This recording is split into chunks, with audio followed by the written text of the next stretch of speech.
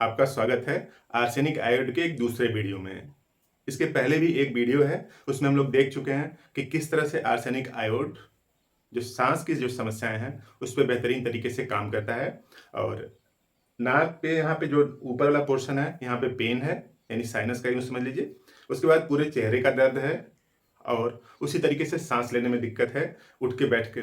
उठने के बाद बैठकर सांस लेना पड़ता है।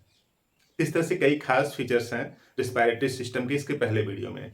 आज इस दूसरे वीडियो में हम लोग बात करते हैं कि जितनी भी ग्लैंड हैं शरीर में उस पर इसका बेहतर एक्शन है। तो देखिए, अगर इसके नाम में देखा जाए तो देखिए आर्सेनिक आयोड, यानी आर्सेनिक भी है और प्लस आयोड भी है। ये जानते हैं कि जो आयोडम है वो आयोडीन है, आयोडीन से बना है। और आयोडीन क्या है? सॉलिड है।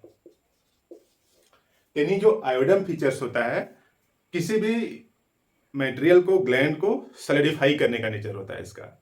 यानी ग्लैंड में अगर सॉलिडिफिकेशन हो गया है, हार्ड हो गई, हार्डनेस आ गया है, तब आप इस आयोडम को यानी आर्सेनिक आयोडम को यूज करेंगे।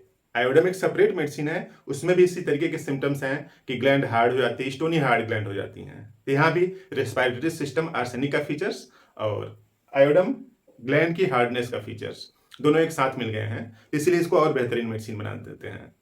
तो आर्सेनिक आयोडम में जो बॉडी की जितनी भी ग्लैंड है उसमें मोर और लेस हार्डनेस आ रही है। अब यूं समझिए कि अगर हार्डनेस आ रही है यानी सॉलिड हो रहे हैं तो उनका जो काम है वो हैम्पर होगा, काम ठीक से नहीं करेंगे।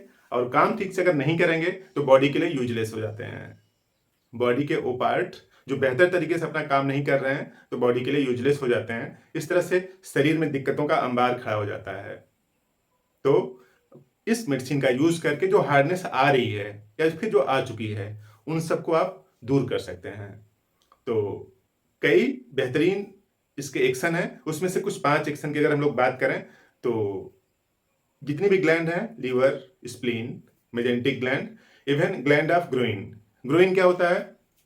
यूं समझ लीजिए कि जो नाभि के आसपास वाला पोर्शन है, ठीक है, जैसे मान लीजिए नाभि यहाँ पे इस तरह से, तो इसके आस वाला इस ए वाला जो पूरा पोर्शन है इसी को ग्रोइन बोलते हैं।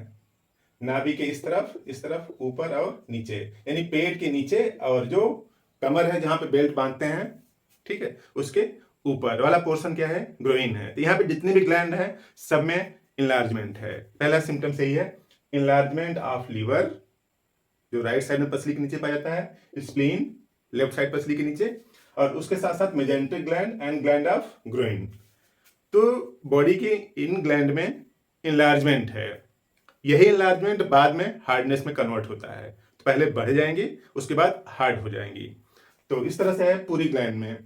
और लेफ्ट ब्रेस्ट, महिलाओं में जो लेफ्ट ब्रेस्ट है उसमें स्वेलिंग है, इनलार्जमेंट तो है ही, स्वेलिंग है, इंडोरेशन है और सोर टू टच, यानी टच करने से दर्द तेज हो जाता है। तो लेफ्ट ब्रेस्ट इनलार्ज, इंडोरेटेड, कठोरपन भी आ गया है, और वेरी सोर, सेंसिटिविटी इतनी ज्यादा है कि कपड़े को टच करने से भी पेन होने लगता है, सोरनेस आ गई है। तो ये दूसरा करेक्टर है। तीसरा है पेन इन एब्डोमेन, पेट में दर्द होने लगता है। पेट में दर्द स्टार्ट हो जाता है कब?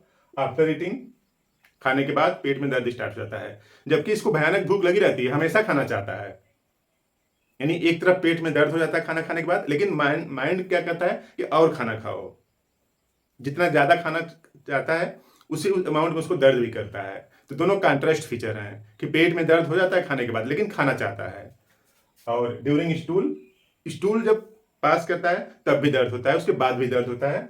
और ड्यूरिंग मेंसेस, मासिक के समय भी। इसका क्या कारण होता होगा? देखिए, जब फूड आएगा तो लीवर और मेजेंटिक ग्लैंड इन सबको काम मिलेगा, तब वहां पे दर्द हो सकता है। स्टूल जब पास होता है तब भी लिम्फेटिक सिस्टम जो बॉडी के अंदर है उसमें दिक्कत उत्पन्न होगी, तब स्टूल के समय दर्द होता है। और मेंसेस के समय तो जैसे ओवरी, टेस्टिस, इन सब में कुछ न कुछ रोल प्ले करना पड़ता है। टेस्टिस मेल में और ओवरी फीमेल में, यूट्रस, इस तरह से जितनी भी ग्लैंड हैं बॉडी के सब पे कुछ न कुछ इसका एक्शन है और उसमें इनलार्जमेंट और हार्डनेस उत्पन्न करना इसका फीचर्स है। तो मेंसेस के समय भी तेज दर्द होता है। और खास बात, ये जितने भी दर्द हैं उन सब में अगर एक्सटर्नल हीट अप्लाई किया जाए, बाहर से हीट अप्लाई किया जाए, तब उसको थोड़ा-सा कम्फर्ट महसूस होता है, आराम होता है। यानी जो आर्सेनिक आयोडम का पेशेंट है, वो चिली पेशेंट है। इसकी दिक्कतें कम होंगी जब बाहर से उसको हीट दिया जाए, हाँ? और ठंडी से इसकी दिक्कतें क्या होती हैं? बढ़ जाती हैं। और suppression of urine, urine suppressed है, यानी पास नहीं हो रहा है जल्दी-जल्दी, या पूरे अमाउंट में नहीं पास हो रहा है, तो इसलिए फ्रीक्वेंट यूरिनेशन की भी दिक्कत है इसमें। तो suppression of urine, urine is albuminous, यानी उसमें प्रोटीन जा रहा है, प्रोटीनूरिया हो रही है, एल्ब्यूमिन प्रोटीन जा रहा है इसमें। और क्लाउडी डार्क रेड, अब सप्रेस्ड है, कुछ टाइम रहेगा। अब समझिए कि अगर जैसे मान लीजिए ब्लैडर है, ब्लैडर पूरा खाली नहीं हो रहा है इस तरह से, ये पूरा ब्लैडर, और पूरा ब्लैडर खाली नहीं हो रहा है, तो इसमें जो प्रोटीनियस पार्ट है, प्रोटीन तो जाएगा, तो ये डिकम्पोज होगा, और डिकम्पोज होगा तो स्मेल भी आएगी, कलर भी चेंज होगा। तो देखिए लिखा है यूरिन इज एल्ब्यूमिनस, प्रोटीन वाला यूरिन पास होगा, थोड़ा थोड़ा पास होगा, थोड़ी थोड़ी देर पर। और क्लाउडी डार्क रेड, यानी धुंधला से यूरिन पास होगा, और उसके साथ साथ थोड़ी मात्रा में और स्मेल भी आएगी, क्योंकि प्रोटीन ज्यादा देर तक स्टोर रहता है तो डिकम्पोज रहता है, डिकम्पोज होने लगता है। और कांस्टेंट और फ्रिक्वेंट अर्जिंग टू यूरिनेट, लगातार थोड़ी थोड़ी देर पर इसको पेशाब लगती रहती है। और उसके साथ साथ रात को दिक्कत इसकी बढ़ जाती है, रात में दिक्कत का बढ़ जाना, थोड़ी थोड़ी देर पर पेशाब आना, पेशाब में ढेर सारी स्मेल, बदबू। उसके साथ साथ जो कलर है उसका क्लाउडी रेड, यानी धुंधला कलर का है, उसमें रेडनेस के कुछ फीचर्स हैं। तो इस तरह के सिम्टम्स हैं आर्सेनिक आयोडम के।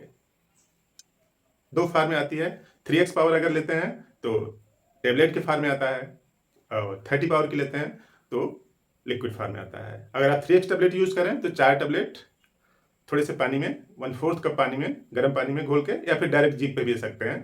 तो 4 टेबलेट जीभ पर 3 टाइम लें। और अगर आप 30 पावर यूज करते हैं तो इसकी 4 बूंद सुबह जीभ पर 1 टाइम लें। तो इस तरह से बॉडी में जितनी भी ग्लैंड हैं उनका जो हार्डनेस आ रहा है वो ठीक होगा। और रेस्पिरेशन से संबंधित कोई दिक्कत है जो कि पहले वीडियो में बताए गए हैं, उन सब से भी आराम मिलेगा। तो पूरी जानकारी हो इसके लिए आपको दोनों वीडियो देखना जरूरी होगा।